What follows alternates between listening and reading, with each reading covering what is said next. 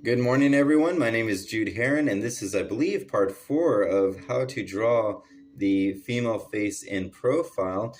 And I got to admit, in my last video, I kind of forgot a detail. That's the top of the eyelid, which should always float above the actual eye itself, and the line should always follow the direction that the eye is going.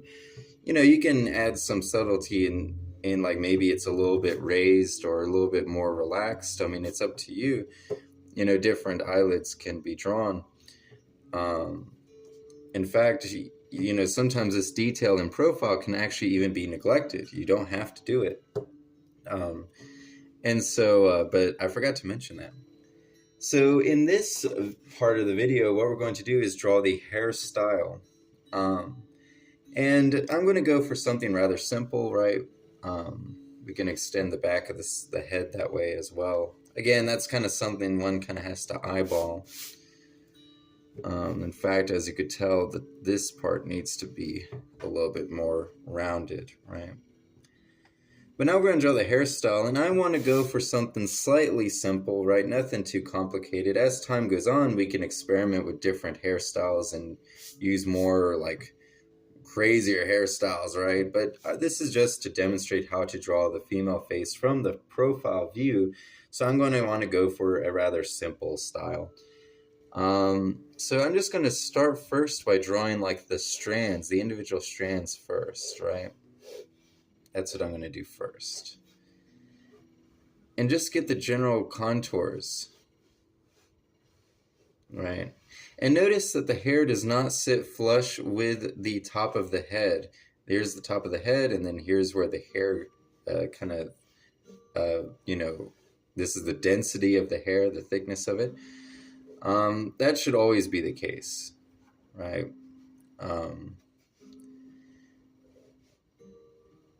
Originally I was thinking this would be 6 videos, but I think this may only be 5, because the next step is we're going to erase the top of the head. And I was originally going to set this for the 6th video, was to try to detail the hair, but I honestly see I have enough time. It's 2 minutes and 30 seconds. So what you should do next is just kind of connect these strands together like this.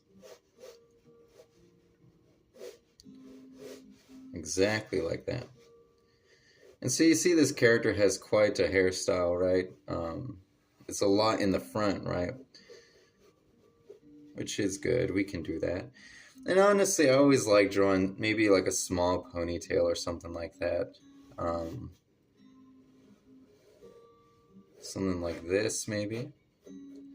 And then you do the same thing. You kind of connect these strands together.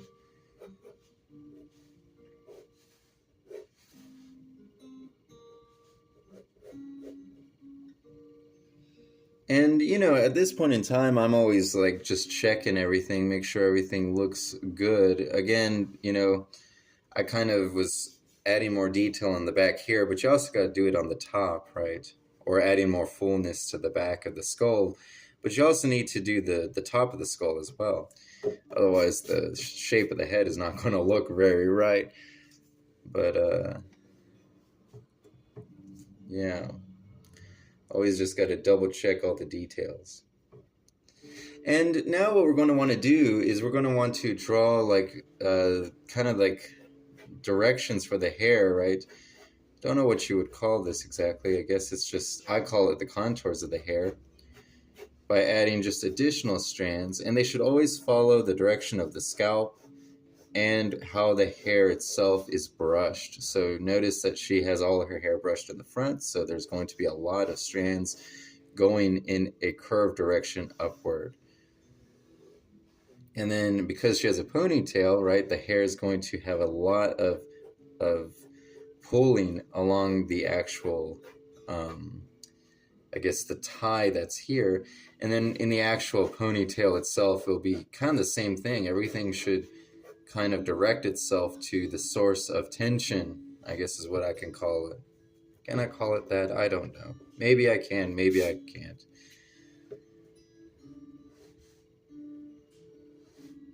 Yeah, like that. And you'll notice I kind of added some hair, right? Like it's almost like brushed over the other side of her face, and we don't get to see that clearly because this is profile. But that's a way of adding like 3 dimensions to your characters when you can get the hair on the other side of the face, and then you have to continue it. Um, if the hair is long enough, you may actually see strands on the other side of the face. Um, all right, so maybe something like this, maybe. Now, of course, the next process would actually be to embellish this a little bit more, but I think I have to wrap it up here.